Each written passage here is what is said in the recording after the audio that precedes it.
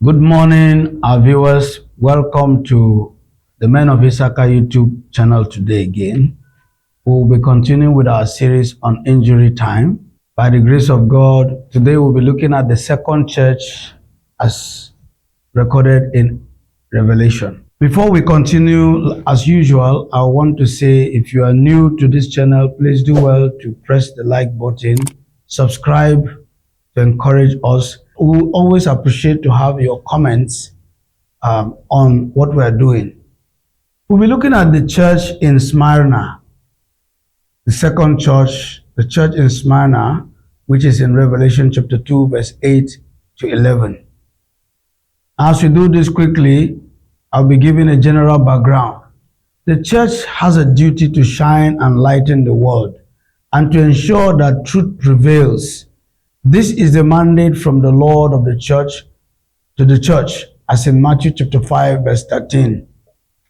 But instead of nourishing or edifying the sheep, the church today is neck deep in entertaining the goats and milking the cows, while the sheep starve to death. She is supposed to nurture believers, help nurse the wounded, as she continues to reach out to the unsaved to get them on board. However, today, what we see is a deviation from the ideal.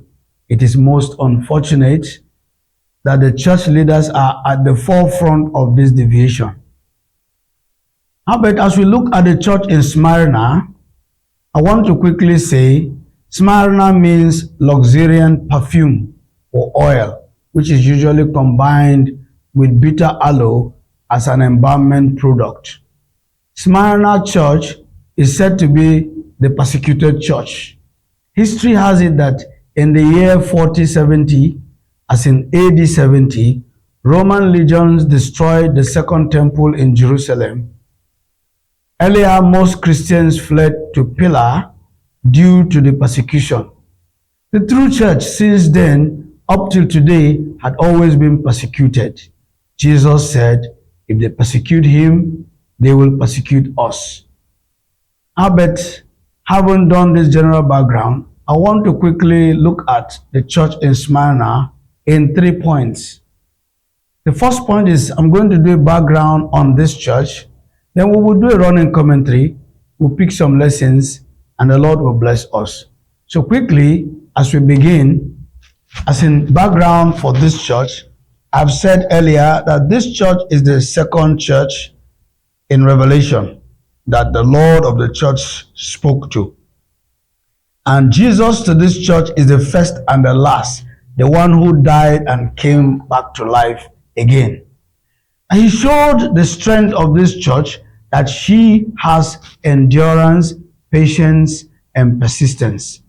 This church's outstanding quality is that she is a giant in spirit, though very small physically.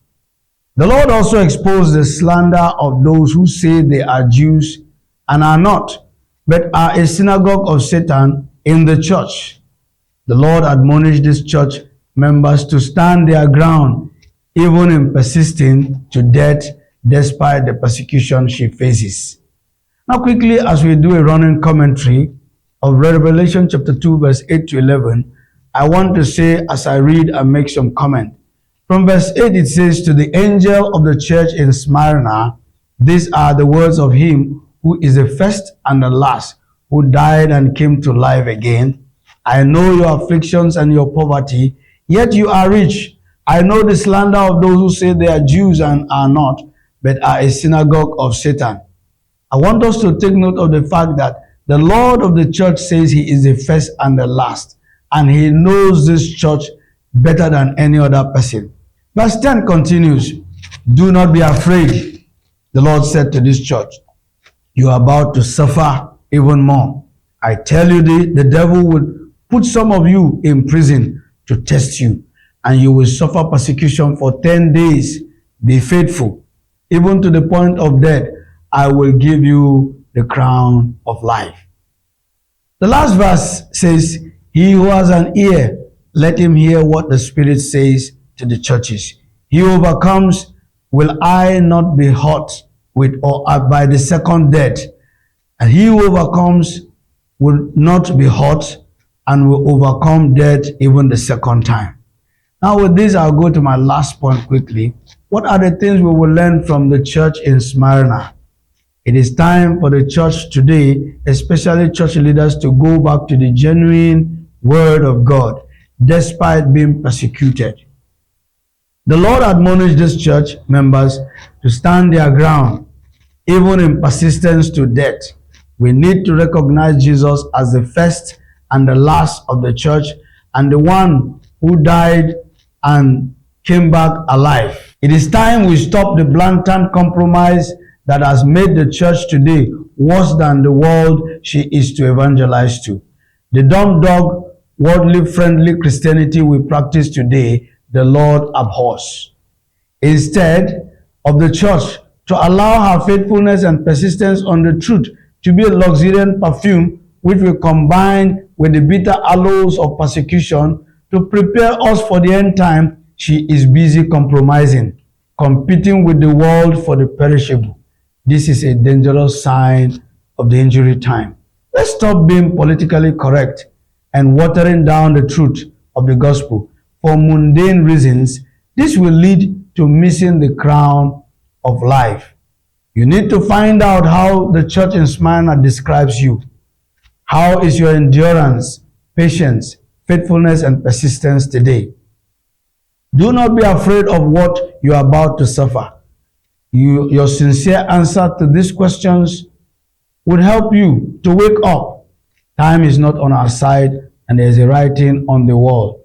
As I conclude, it is time we stop being afraid to prioritize persistence and faithfulness to the Lord of the church.